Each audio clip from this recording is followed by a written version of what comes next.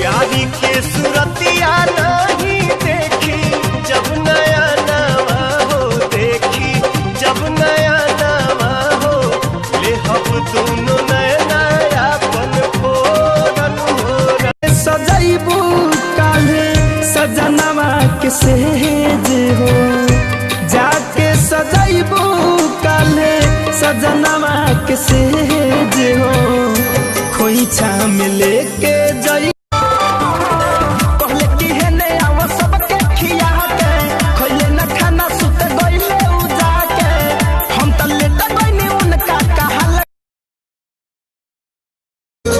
जुदा हो के हमरा से कैसे तू रहबो, लुरावा से नहना के गजरा तू धोबो। जुदा हो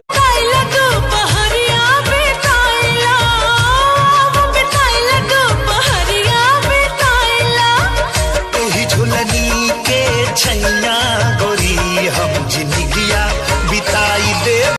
कोई और तुम्हारी तरफ देखे नहीं बर्दाश्त कर सकती। सूरज, किसी भी हालात में मैं गुजारा कर लूंगी, जिंदगी की कोई भी कमी बर्दाश्त कर लूंगी। मैं आता सनम नगमा वफा क्या गाता सनम, तुझसे सुनाना जाता सनम। फिर आज इधर आया हूँ मगर ये कहने मैं दीवाना, खत्म बस आज ये वहशत होगी। आज रुसवा तेरी गलियों में मोहब्बत होगी।